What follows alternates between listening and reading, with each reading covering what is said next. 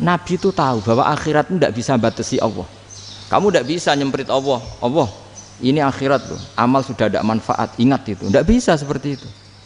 Allah itu nggak bisa tunduk sama konstitusi yang bernama akhirat. Artinya Allah meskipun di akhirat tetap duwe hak yaf'alu ma yasa atau yaf'alu ma yurid. Nggak bisa kamu terus wah ini akhirat amal ra iso dikirim wong mati, amal ra iso dikirim. Yang pangeran kok mbok atur.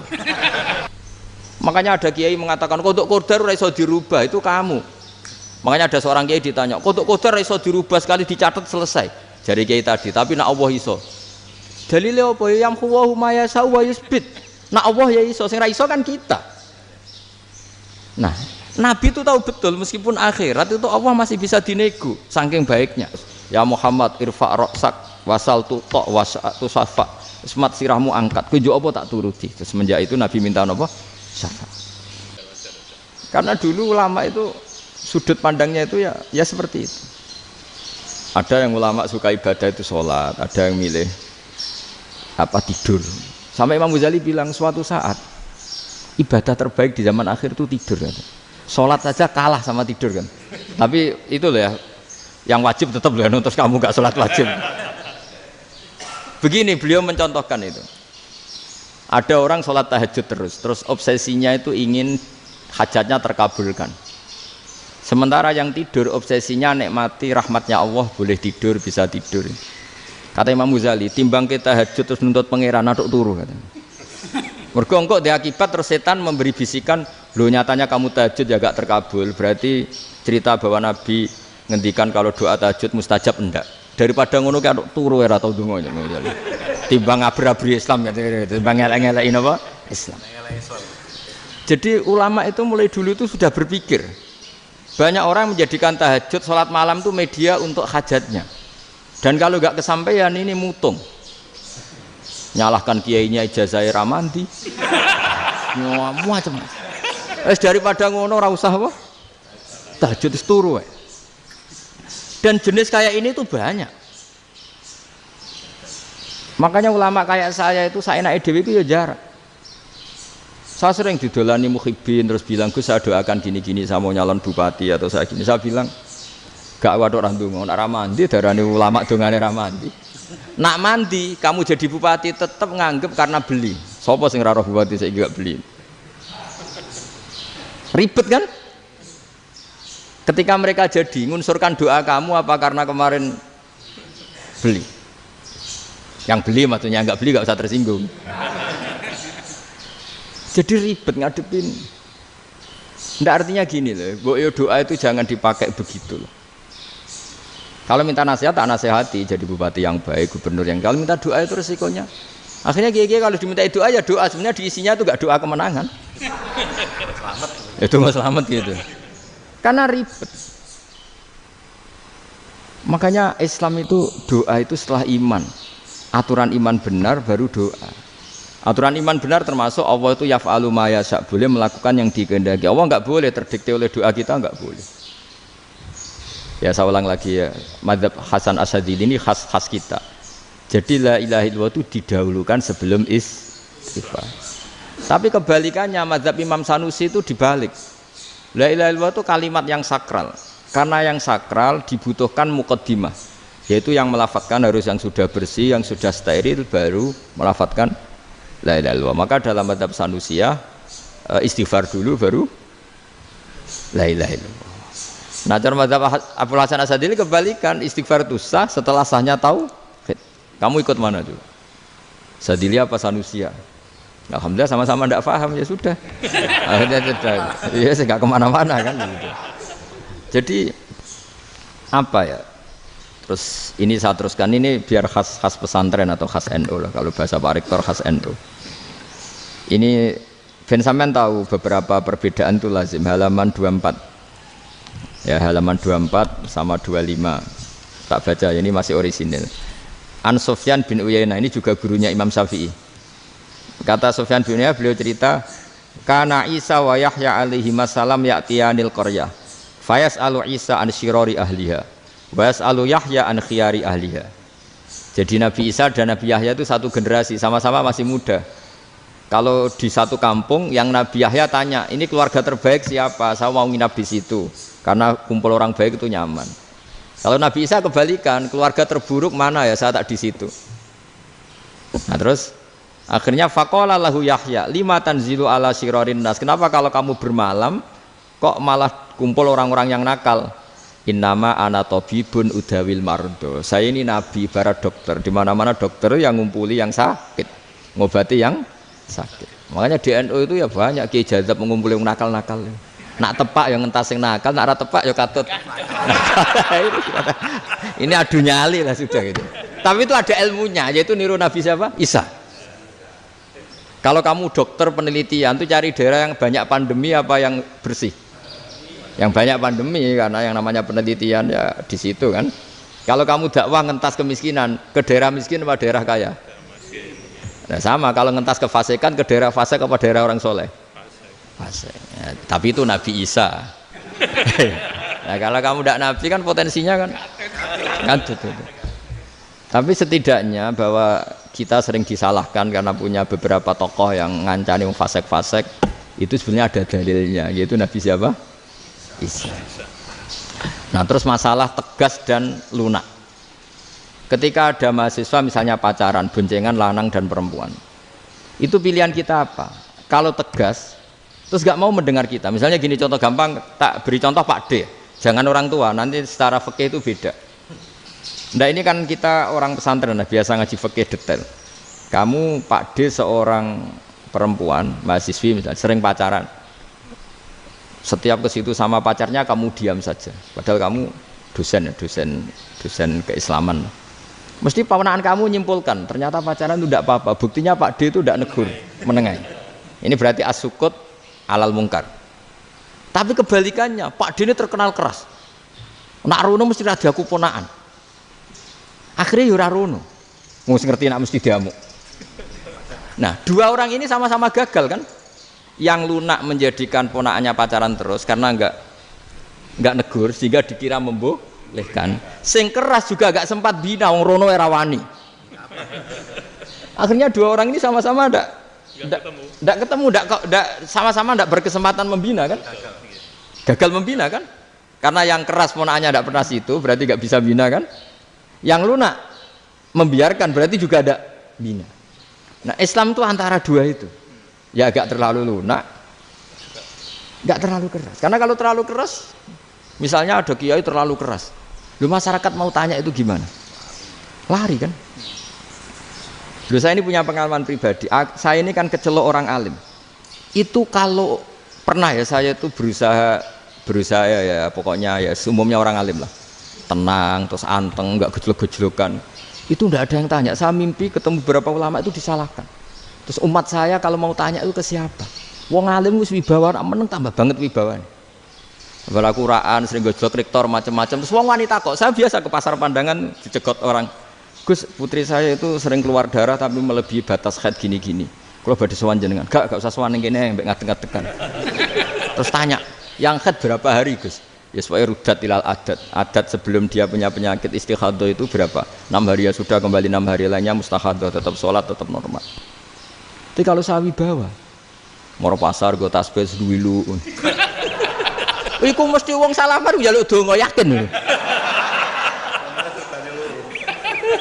Tapi baru kayak rada uraan ketemu wong-wong, dol pening ndi? Mak pening ndi? Gus beneran Gus ketemu jenengan kula wingi badhe tuwa kok. Akhirnya tanya. Dadi uraanku iku amdan.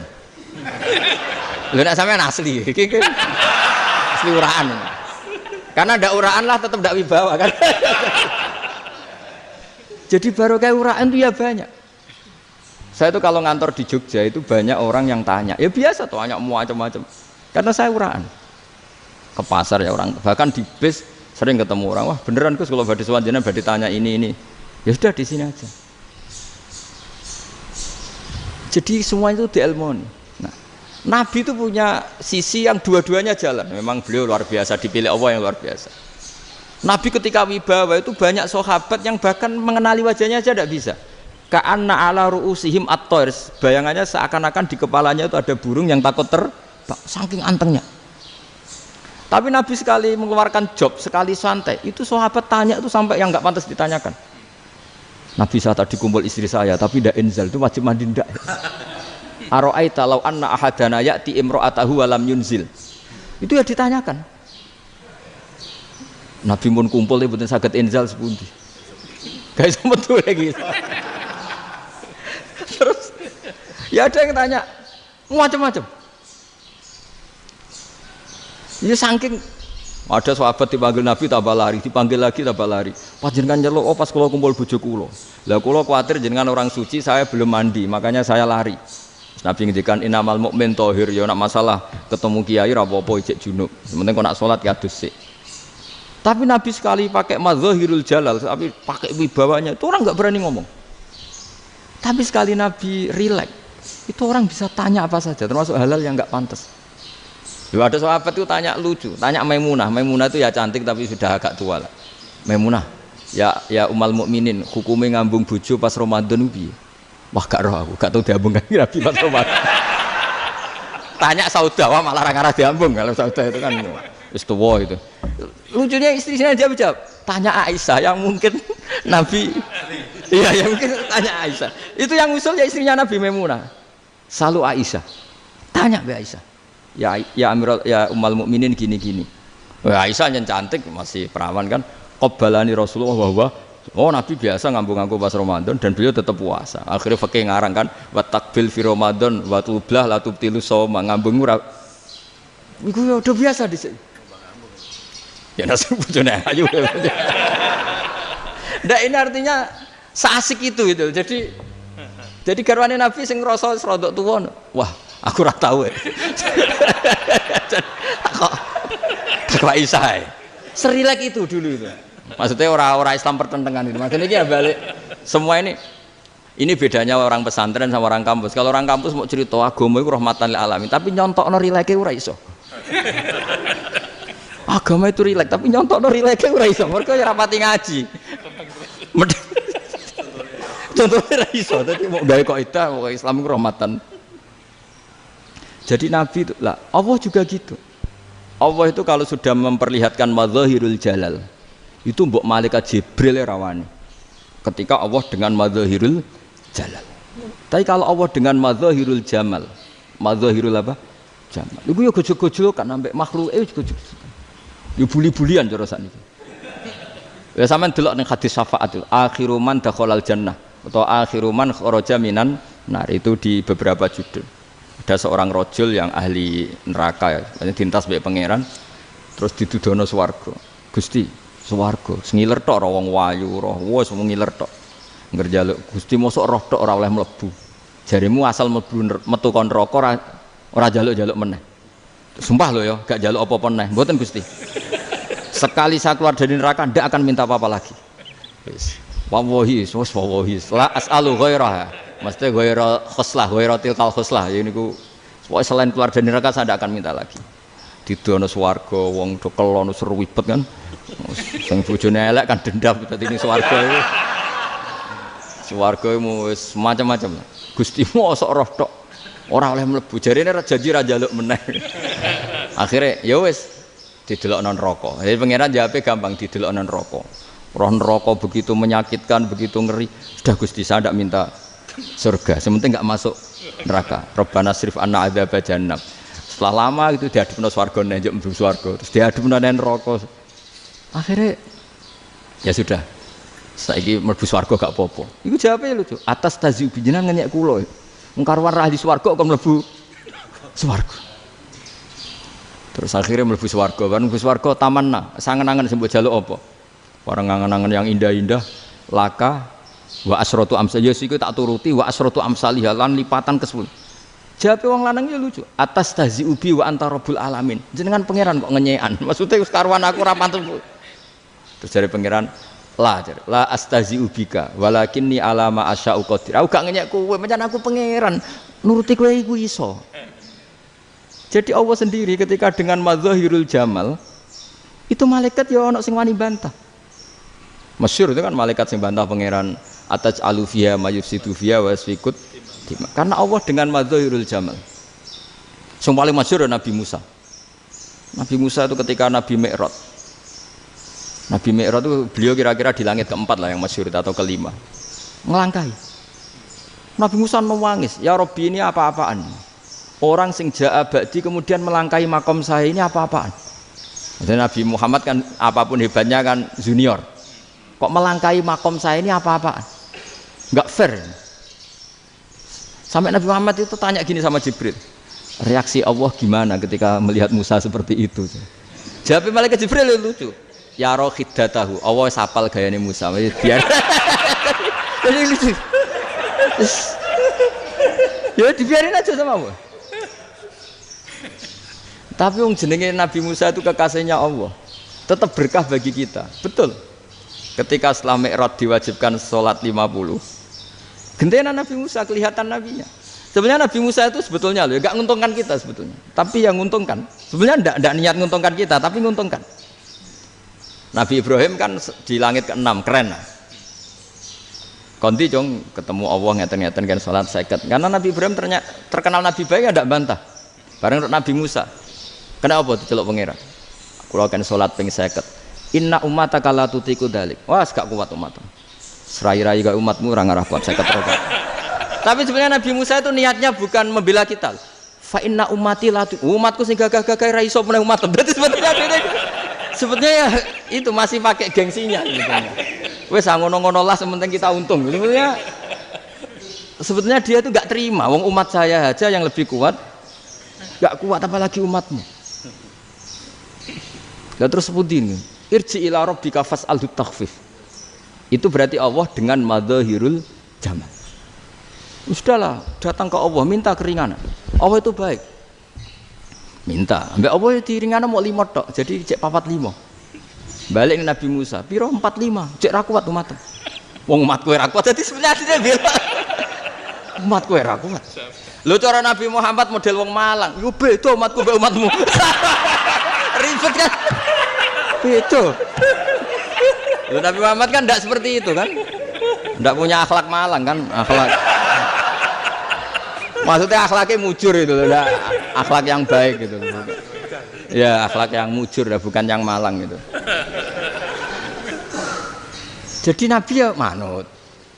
Tinggal 40 kan, dikurangi lagi 35 sampai 9 kali kan? Masyhur itu. Ya kan kalau dikurangi 55 kan berarti turun naik kan 9 kali. Lalu itu setelah 5 itu Nabi Musa aja usul, masih ragu. Itu cara Nabi munggah nentek. Ini entek ya. Terus iya doa tuntas betul. Sebebas. Terus munggah ado-ado lha opo? Ngapain itu? Akhirnya Nabi Muhammad sudah sampun ya kalimah Allah, saya ini malu sama Allah Musa. Sudah 9 kali dan diturutin terus. Jadi Allah kalau dengan madzahirul jamal itu Nabi Musa biasa nego sama Allah. Tapi ketika Allah dengan madzahirul jalal itu Nabi Musa enggak berani. Yaitu di hadis syafa'ah. Hadis syafa'ah ketika manusia datang ke Nabi Adam, ya tuna Adam.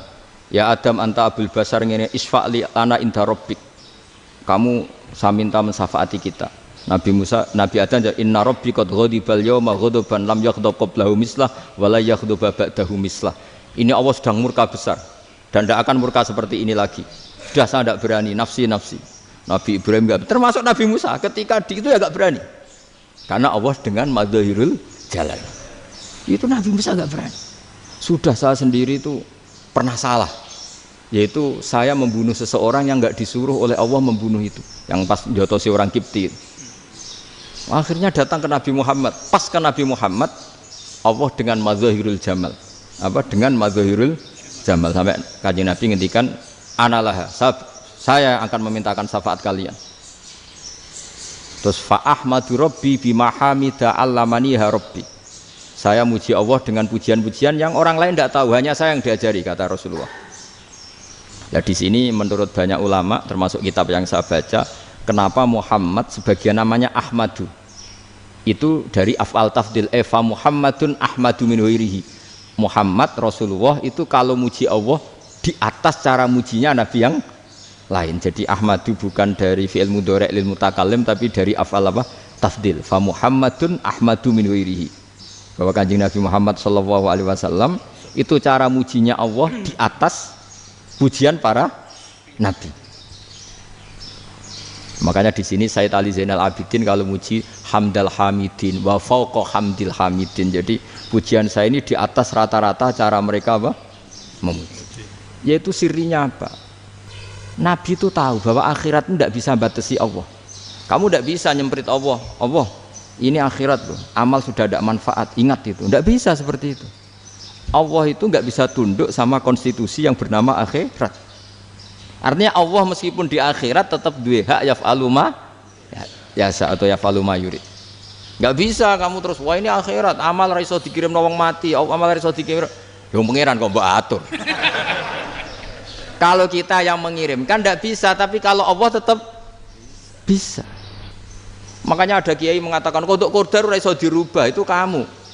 Makanya ada seorang kiai ditanya, kodok qadar ora iso dirubah sekali dicatat selesai. Jadi kiai tadi, tapi nak Allah iso.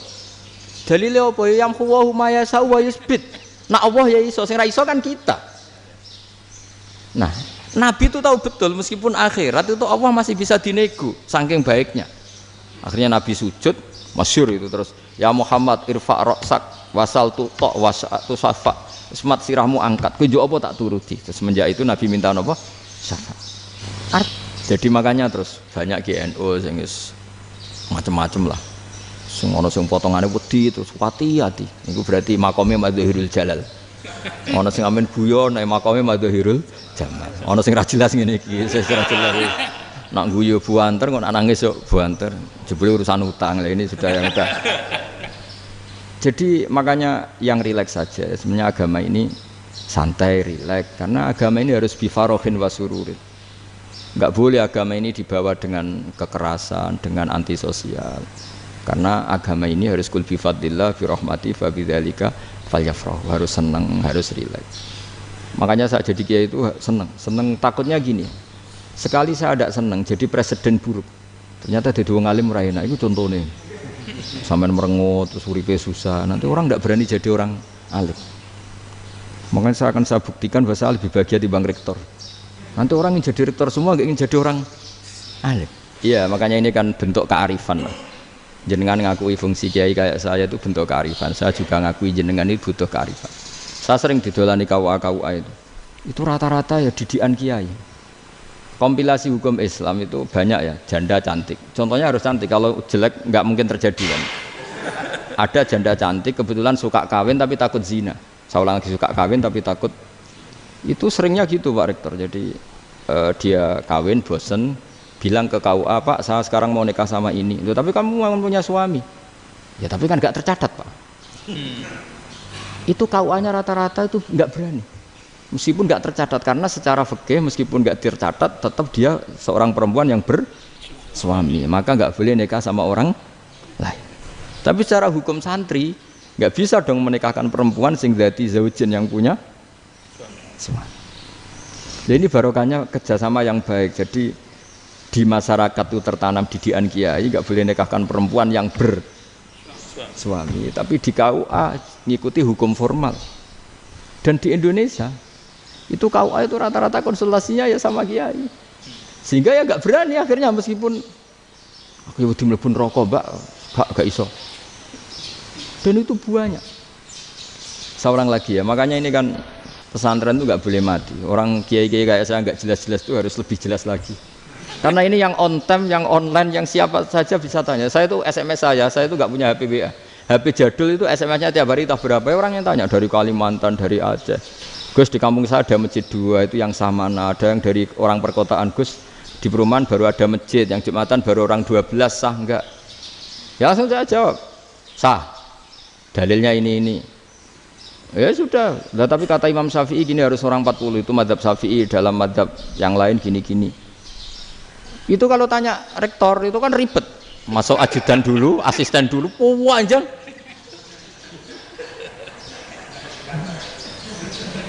Wah itu kan ribet kan? Manggil dosen dekan VAI dipanggil, dekan VAI nggak mau langsung jawab, cari dosen yang nekuni itu. Usul fikih saya nekuni itu baru seminar, nunggu dulu mbak ini orangnya baru. Panjang kan?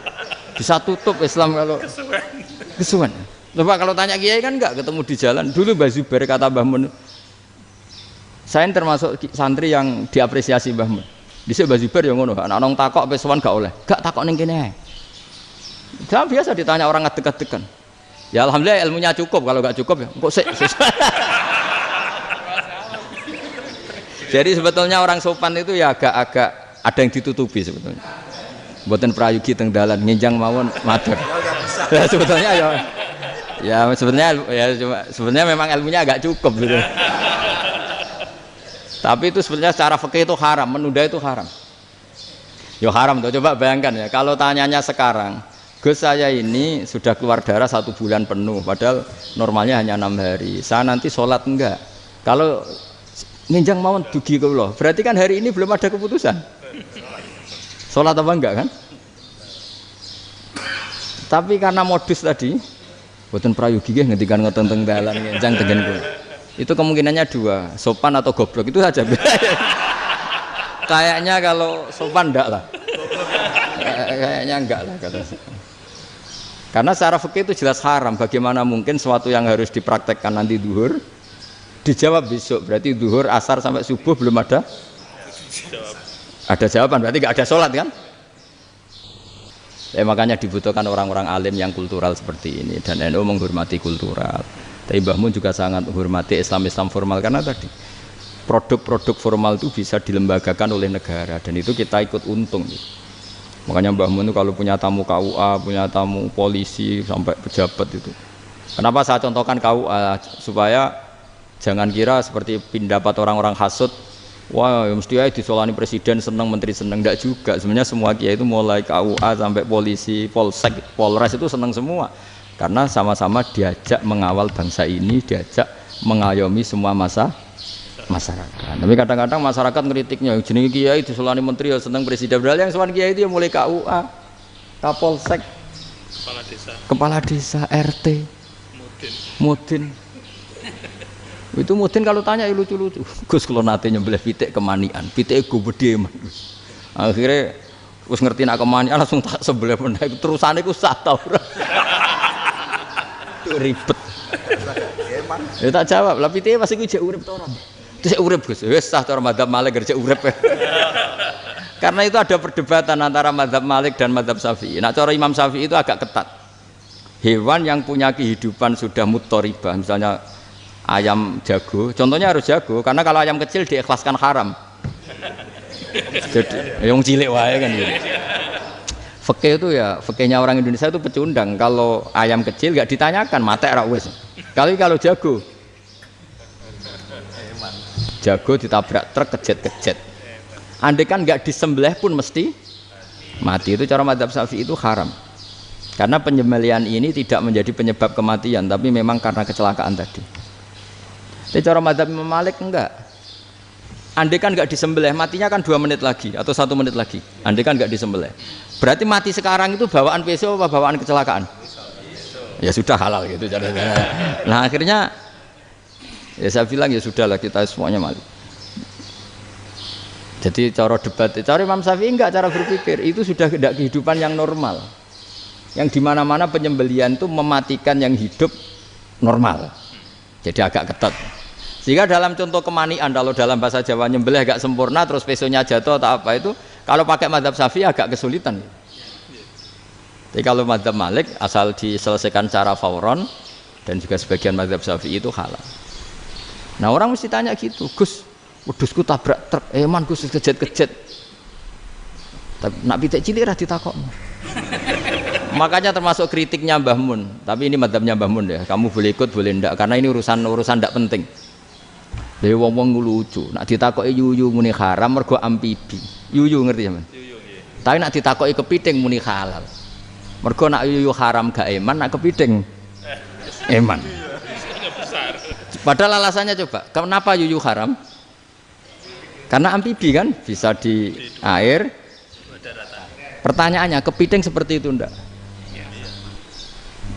Nah, tapi kepiting kalau haram kan eman. Karena besar kan. Kalau yuyu silahkan haram kan gitu. Artinya apa?